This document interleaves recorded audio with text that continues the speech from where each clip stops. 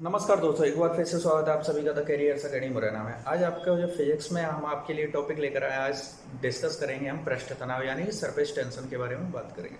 सबसे पहले ये अगर इस शब्द की बात की जाए तो ये पृष्ठ तनाव होता क्या है। तो देखिए आपको बताएं कि यानी कि पृष्ठ तनाव यानी कि किसी की सतह यानी कि पृष्ठ पर जो तनाव लगता है उसको पृष्ठ तनाव कहें। अब इस चीज़ के बारे में हम थोड़ा सा और अच्छे से डिस्कस करेंगे। तो हमारा टॉपिक क्या है? पृष्ठ तनाव। तो हम यहाँ पर टॉपिक का नाम डालते हैं पहले,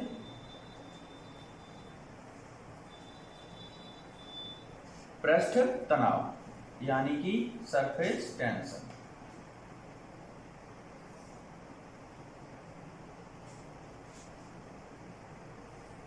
ये हमारा टॉपिक पृष्ठ तनाव। इसमें क्या होता है कि दो बल होते हैं। पहले हम सबसे पहले उन बलों को डिस्कस कर लेते हैं। पहला बल है यानी कि ससंजक बल के बारे में हम डिस्कस करते हैं। किसका कौन सा बल है आपका? ससंजक बल।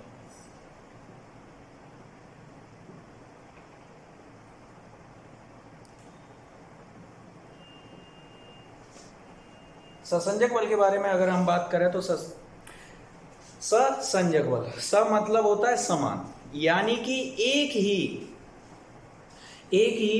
ही पदार्थ के, यानी कि स मतलब देखिए यहां से नाम से स्पष्ट हो रहा है ससंजक यानी कि समान पदार्थ। तो यहां से इसकी डेफिनेशन क्या बन जाएगी? एक ही पदार्थ के अणुओं एक ही पदार्थ के अणुओं के बीच लगने वाला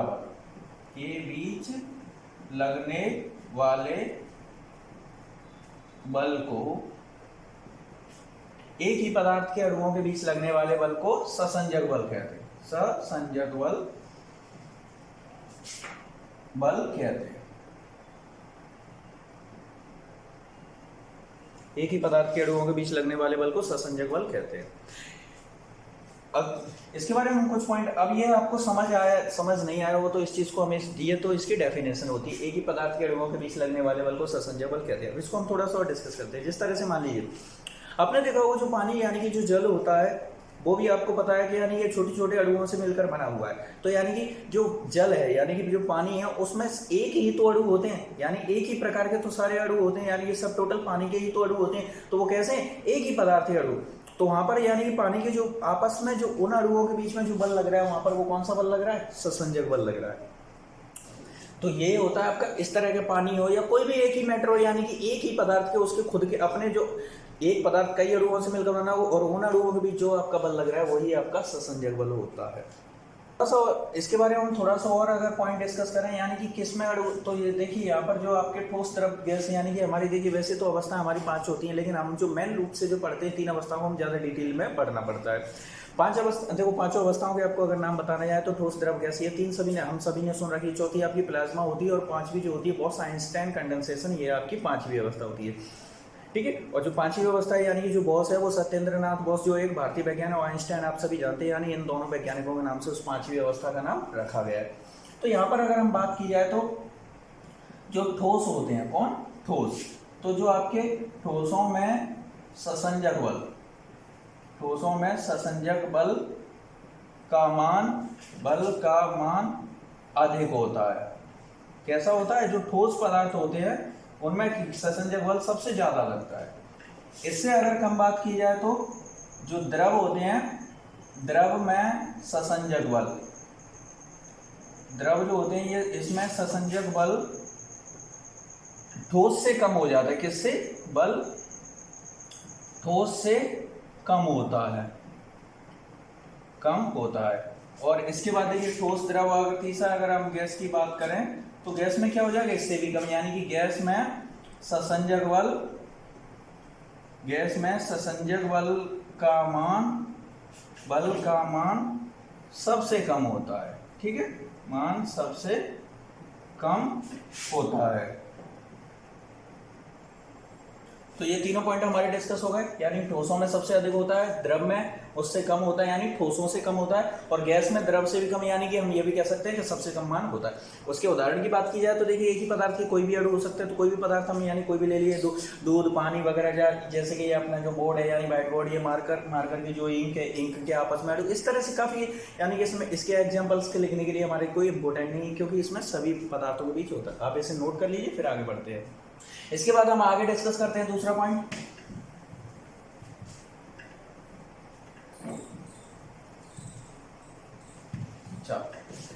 अभी हमने देखा था ससंजक बल, अब दूसरा लेते हैं हम आसंजक बल। आसंजक बल,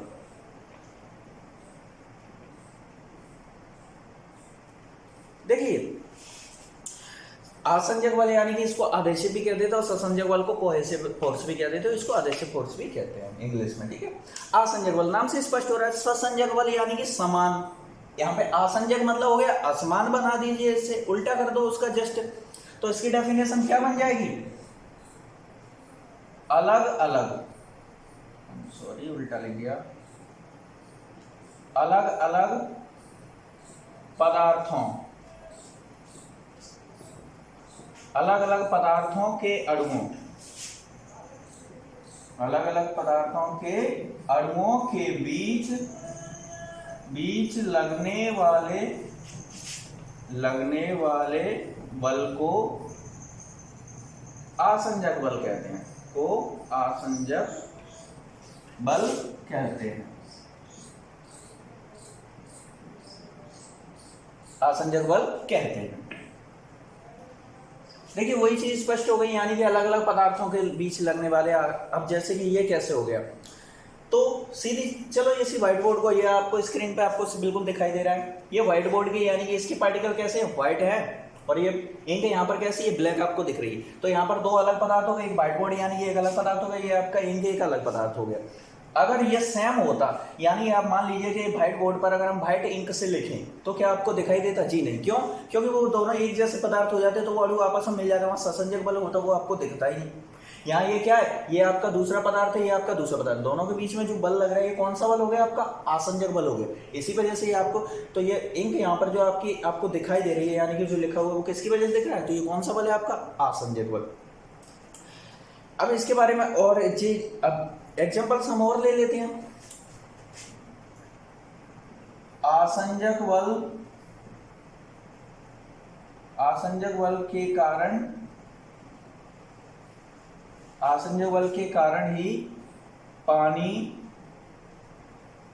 कांच को भिगोता है, कांच को भिगोता है। आसंजक बल के कारण ही पानी कांच को भिगोता है। इसे ये हो गया। आगे ये हमने क्या देखा था, यहाँ पे इसका उदाहरण था हमारे लिए, ठीक। आगे इसके बारे में हम डिस्कस करें। तो अब आप सभी के मन में ये क्वेश्चन आ रहा होगा कि हमने अभी कहा कि यानी कि यहाँ पर जो आपका जो कांच को गीला कर देना है, यानी कि ये ससंजक बल हो गया। तो अब आपके मन में, जैसे कि अगर हम एक एग्जांपल और देखना चाहें, आप सभी ने देखा जो डॉक्टरों के पास जो थर्मामीटर होते हैं, अब तो देखिए अब तो डिजिटल वाले जो आने लगे हैं। तो पहले क्या है कि जो मरकरी यानी कि पारे वाले जो होते हैं, उनमें क्या होता है कि जो पारा होता है वो सतह से चिपकता नहीं है, और जबकि पानी अगर कांच से चिपक जाता है, तो यहाँ पर तो ये दोनों चीज हो गई, यानी कि पानी जो है वो कांच को तो गीला कर रहा है, लेकिन जो आपका पारा है वो तो उसको गीला ही नहीं कर रहा, तो उसके बीच कौन सा बल लगेगा। तो यहाँ पर थोड़ा सा पॉइंट, इन दोनों के बीच में लग तो ससंजक बल ही रहा है, लेकिन यहाँ पर थोड़ी सी वैल्यू में, तो यहाँ पर वैल्यू में डिफरेंस आ जाता है। तो ये इसका पॉइंट हम बनाते हैं कि जब आसंजक बल का मान ससंजक बल से अधिक होगा,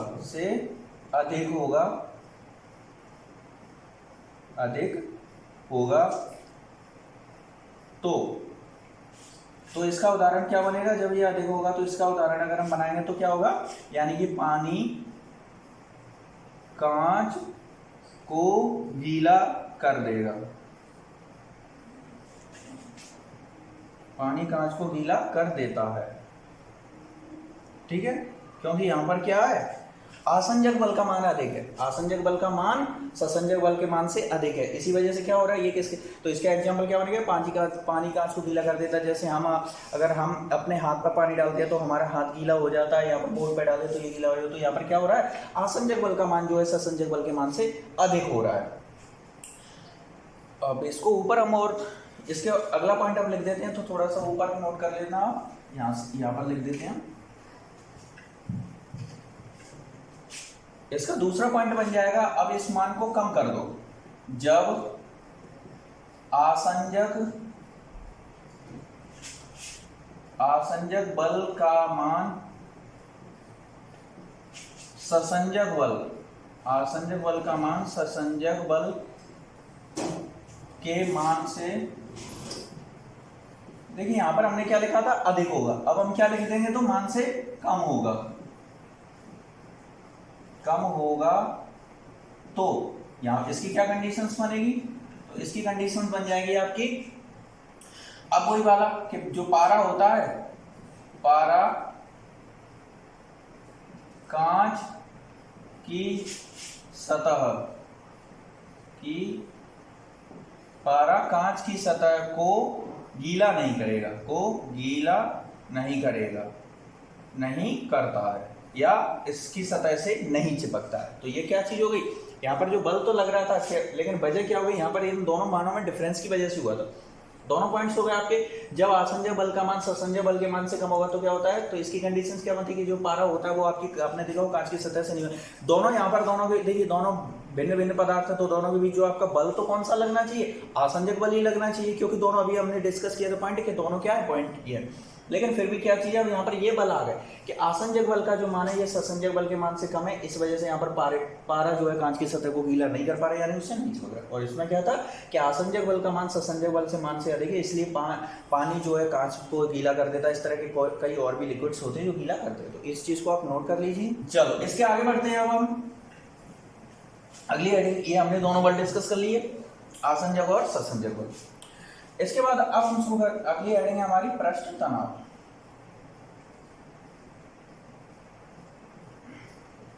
इसकी डेफिनेशन देखते हैं। सबसे पहले आपको बता दें, यहां पर इसकी डेफिनेशन देख लेते हैं पहले, उसके बाद हम डिस्कस करते हैं। द्रव का वह गुण जिसके कारण कम से कम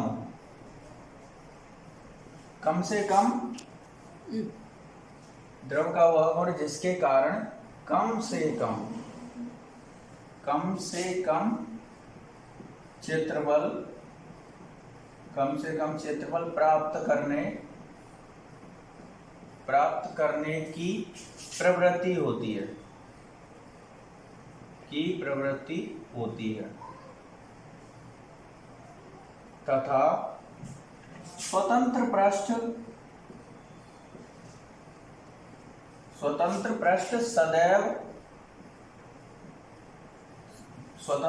सदैव तनाव की स्थिति में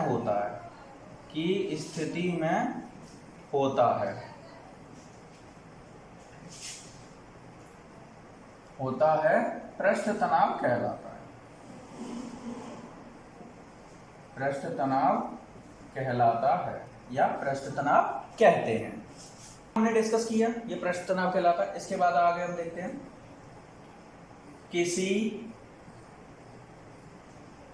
किसी द्रव का पृष्ठ तनाव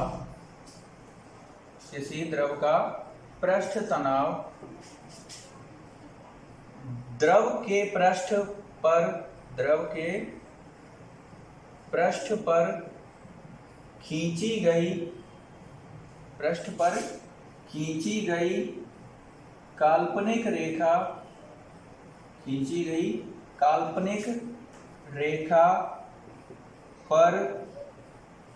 रेखा पर इकाई लंबाई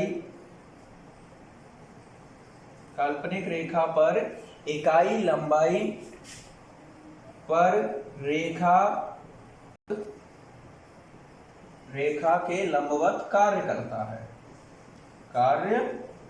है। पृष्ठ तनाव की अगर बात कर लें हम, तो पृष्ठ तनाव बराबर पृष्ठ तनाव बराबर, यानी कि यहां से क्या हो जाएगा आपका बल, और यहाँ बल और ऊपर उसके साथ अपने ले लेंगे अपन, यहाँ पर क्या हो गया था लंबाई, यानी कि लंबाई को हमने क्या ले लिया, तो यहाँ पे बल को हम क्या लिख सकते हैं। अब इसके हिसाब से अगर हम फॉर्मूला बनाएं तो हमारा क्या बन जाएगा, बल अपॉन लंबाई, ये इसका फॉर्मूला बन जाएगा पृष्ठ तनाव। इसके लिए ये इसका फॉर्मूला बन गया। अब देखिए यहाँ पर ये बल का मात्रक क्या होता है, हम सभी पढ़ के आए, तो बल का मात्रक क्या होता है, न्यूटन, ठीक है। और लंबाई को हम लोग किस में मापते हैं, तो मीटर में, हो गया। तो इस हिसाब से अगर इसको हम सही, अगर मात्रक इसका हम नोट करें तो इसका मात्रक आपका क्या बन जाएगा, तो मात्रक बन जाएगा न्यूटन प्रति मीटर, यानी बट अपॉन वाली डिजिट को हम ऐसे लिख देते हैं, तो मात्रक हमारा क्या बन गया, इसका पृष्ठ तनाव का मात्रक बन गया आपका न्यूटन प्रति मीटर, न्यूटन प्रति मीटर, ये इसका मात्रक बन गया। तो इसको आप नोट कर लीजिए, फिर हम आगे बढ़ते हैं। चलो आगे बढ़ते हैं, हम अगला पॉइंट देखते हैं इसके बारे में।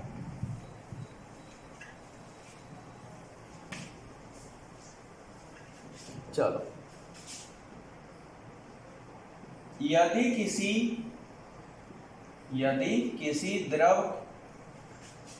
किसी द्रव के पृष्ठ का क्षेत्रफल बढ़ाने के लिए कार्य करना पड़े तो इसके लिए फॉर्मूला क्या बन जाएगा, तो पृष्ठ तनाव बराबर कार्य अपॉन क्षेत्रफल बढ़ाने के लिए कार्य, क्षेत्रफल बढ़ाने के लिए कार्य। यहां पे बनेगा पृष्ठ के क्षेत्रफल में वृद्धि, पृष्ठ के क्षेत्रफल में वृद्धि, या इसको अगर वैसे अगर शॉर्ट में लिखें तो ये बन जाएगा W यानी कि कार्य, और ये बन जाएगा आपका डेल्टा A यानी कि एरिया। यहां से इसकी यूनिट अगर हम बनाना चाहें तो कार्य की यूनिट क्या होती है, तो कार्य की यूनिट होती है आपकी जूल, और एरिया यानी क्षेत्रफल की क्या होती है, तो साइड इनटू साइड अगर किसी का ले तो यहां से क्या बन जाएगा, मीटर स्क्वायर। तो ये इसका मात्रक हो गया, क्या हो गया इसका मात्रक, जूल प्रति मीटर स्क्वायर, ये इसका मात्रक। इस पॉइंट को आप नोट कर लीजिए, फिर आगे बढ़ते हैं हम अब पृष्ठ तनाव के कुछ हम एग्जांपल्स के बारे में हम डिस्कस कर लेते हैं, ठीक है। तो देखिए जो समुद्री अब हम क्या डिस्कस कर रहे हैं, सीधे उदाहरण लेते हैं हम, ठीक है। नंबर 1, समुद्री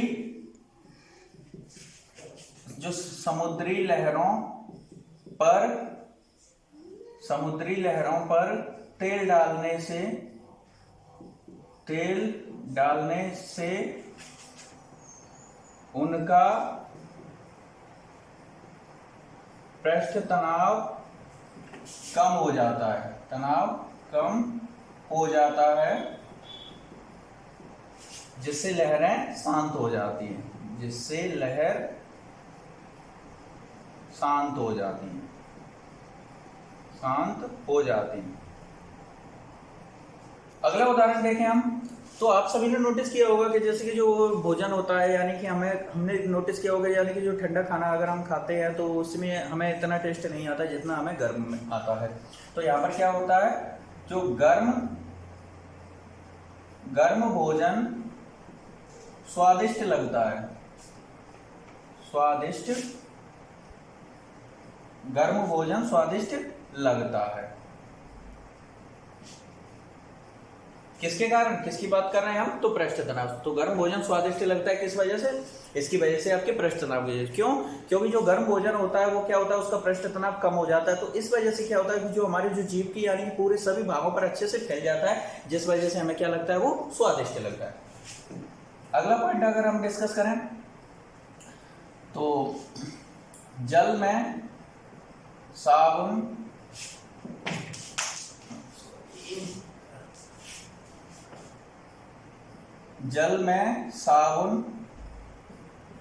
या डिटर्जेंट,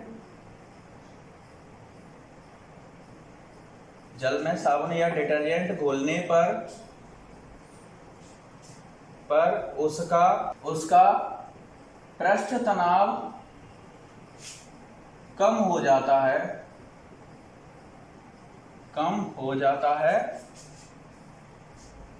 जिससे जल मैल की गहराई तक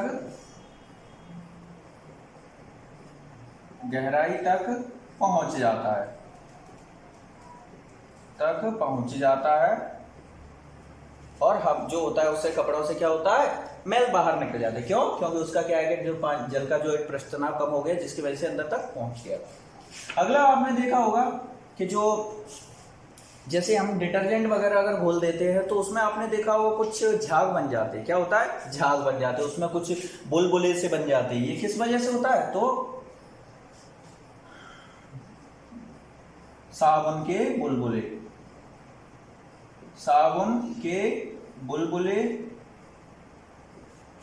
बुलबुले पृष्ठ तनाव के कारण ही बनते हैं। ठीक है, इसे आप इनको नोट कीजिए। आगे अगला पॉइंट देखते हैं, वर्षा जल की बूंदें या पारे की बूंद का गोल होना, ये किसका उदाहरण है? ये आपका पृष्ठ तनाव का। क्योंकि देखिए पृष्ठ तनाव का मतलब जिस तरह से आपने देखा हो कई बार, जैसे कि हम पानी में हाथ डालते हैं तो हमारा हाथ गीला हो जाता है, हम इस तरह से करके देखें, आपने नोटिस किया होगा यहाँ पर एक पानी की बूंद हो जाती है। वो क्या है कि पानी की बूंद नीचे की तरफ टपकना तो चाहती है, लेकिन वो कोशिश करती है अपने आप को वो काफी देर तक, यानी कि वो अपने आप को पूरी तरह से कोशिश करती है, उसके बाद ही जाके टपकती है। यानी कि यहाँ पर क्या होता है, वो क्या करता है, अपने आप का पृष्ठ को क्या है कि सिकोड़ने की कोशिश करता है, अपने आप को फैलाना नहीं चाहता। यही चीज है पृष्ठ तनाव। तो बस उसी जो उसमें जो तनाव आ जाता है, जिसकी वजह वो अपने आप को कम क्षेत्रफल प्राप्त करने की कोशिश करता है, तो उसी वजह से वर्षा जल की बूंदें क्या होती है, गोल हो जाती, पानी की बूंद भी आपकी गोल हो जाती है। इसके साथ ही जैसे कि आप सभी ने देखा होगा कि हम सभी को बताया जाता है कि जैसे कि नाली वगैरह जो होती है, नाले इसका जो गंदा पानी होता है, जहाँ पर मच्छर वगैरह तैरते रहते हैं, मच्छर के जो लार्वा यानी मच्छर वगैरह बैठते हैं, उसमें पनपते हैं, तो हमें क्या करना चाहिए, उस पर केरोसिन यानी मिट्टी का तेल उसमें डाल देते हैं। इससे क्या होगा कि जैसे कि केरोसिन आपने डाला तो क्या है कि जो तेल होता है वो उसकी सतह पर आ जाता है। सतह पर जैसे ही आया, उससे क्या होगा कि उसका जो पृष्ठ तनाव है, इसका जल की सतह का ऊपरी का जो पृष्ठ तनाव वो कम हो जाएगा, और उस वजह से उस पर जो भी मच्छर वगैरह जो बैठेगा या तैर रहा होगा या मच्छर बैठेगा तो वो क्या होगा, उसमें डूब जाएगा। तो यहां पर हम लिख देते हैं नाली में केरोसिन, क्या केरोसिन यानी कि मिट्टी का तेल, केरोसिन डालने से उसका पृष्ठ तनाव कम हो जाता है और मच्छर उसमें डूब जाते हैं। ठीक है, तो ये सारे इसके एग्जांपल्स हैं आपके पृष्ठ तनाव के, इनको आप नोट कर लीजिए। चलो, ये सारे एग्जांपल्स नोट करने के बाद अब इसके बाद हम आगे डिस्कस करते हैं, अगली हेडिंग लेते हैं। अब हम अगली हेडिंग लेते हैं आपका केस का, तो यानी कि कैपिलरिटी। ये क्या होता है, हम इसके बारे में डिस्कस करते हैं। तो अगली हेडिंग हमारी केस का, तो अगली हेडिंग क्या है, केस का, यानी कि कैपिलरिटी।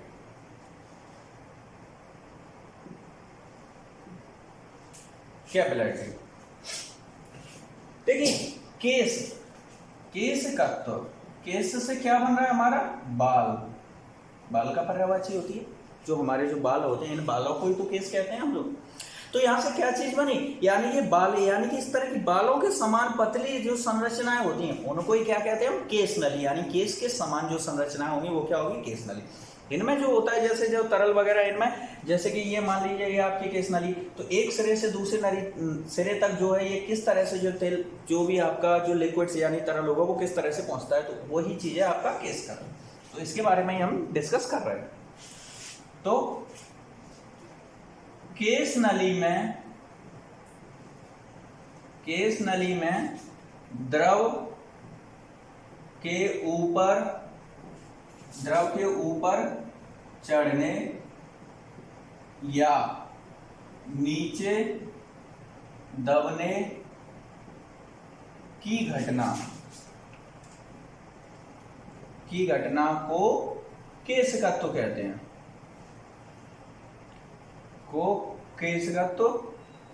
कहते हैं, समझ आया पॉइंट? हेडिंग हमारी क्या थी, केस नली में जो द्रव होता है उसके ऊपर चढ़ने या नीचे उतरने की जो भी घटना होती है, इसी प्रोसेस को हम केशकत्व यानी कि कैपिलैरिटी कहते हैं। इसके एग्जांपल्स की अगर हम बात करें तो इसके एग्जांपल बन जाएंगे हमारे, जैसे कि आप सभी ने देखा होगा, आप सभी ने घरों में, जैसे कि देखिए पुराने समय में आप काफ़ी लोगों ने अगर नोटिस पुरानी चीज़ अगर देखी हो तो जैसे घर में जो दिए वगैरह होते हैं यानी कि जो लालटेन होती है, इनमें क्या करते हैं कि इस तरह से यानी कि ये लालटेन हुआ, यहाँ पर एक जो केरोसिन का आपका टैंक है, यहाँ से बत्ती लगी होती है, यहाँ पर हम आग लगाते हैं, तो जो केरोसिन जो यहाँ पर भरी हुई है और हम इसमें आग जो लगा रहे हैं वो हमारे यहाँ पर लगाते हैं, तो ये यहाँ से यहाँ तक ये जा कैसे रहा है, तो इसमें कोई मोटर तो आपकी लगी नहीं है, तो ये क्या होता है, इसके जो रेशे होते हैं इसमें जो वो क्या है, छोटी छोटी बारीक जो केस नली जो होती है वो क्या करती हैं, वो उसको ऑब्जर्व करती हैं, ऊपर की तरफ वो ले जाती है। यही तो घटना के बारे में हम बात कर रहे हैं। तो ये किसका उदाहरण बन जाएगा, आपका केशकत्व का उदाहरण। तो इसके उदाहरण अगर हम देखें तो हाँ, दीपक में तेल का ऊपर चढ़ना, ये किसका उदाहरण हो गया, आपका केशकत्व का उदाहरण। अगला उदाहरण अगर हम देखें तो आप सभी ने देखा होगा कि जो हमारे बारिश का मौसम होता है, बारिश का मौसम आने के बाद जैसे कि जो किसान होते हैं कि जो बारिश हो जाती है उसके बाद खेतों की हमें ये कुछ समय बाद हमें खेतों की क्या है कि जुताई करनी पड़ती है। वजह जानते हो, इसलिए करनी पड़ती है क्योंकि उसके बाद जो पानी जो नीचे गया है तो वहां पर क्या है कि सीधी केस नली बन जाती है, तो उस तरह से क्या होगा, नीचे जो भी पानी गया है वो आपका सब क्या हो जाएगा, जो वेपोरेट हो जाएगा, यानी बाष्प बन के उड़ जाएगा वो, ठीक है पूरा। तो क्या होता है कि जो केस नलियां जो बन गई हैं उनको तोड़ने के लिए, बीच में से तोड़ने के लिए खेतों की जुताई करना पड़ता है, जिससे क्या होगा, केस नली टूट जाएगी तो ऊपर वाला पानी जल तो उड़ जाएगा लेकिन नीचे जमीन के अंदर क्या है, नमी बनी रहेगी। तो यहाँ पर क्या है, बारिश के बाद किसानों द्वारा खेत को जोतना क्यों करते हैं, क्योंकि जो केसों तो जो यानी जो केस नली बनेगी उनको तोड़ने के लिए। अगला पॉइंट अगर हम इसमें अगला पॉइंट देखें तो जैसे कि जैसे आप सभी ने देखा होगा कि जो यानी कि पेन के द्वारा हम जो पेज पर जो लिखते हैं तो पेन में जो इंक होती है उस इंक को क्या करता है, पेज अब्जॉर्ब कर लेता है, तो वो भी किसका उदाहरण हो गया, ये भी इसी का होगा, यानी कि ब्लॉटिंग पेपर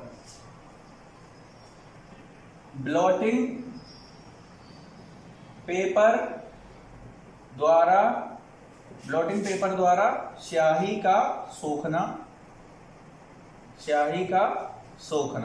ये भी आपका किसका उदाहरण है, ये भी आपका केशकत्व का उदाहरण है।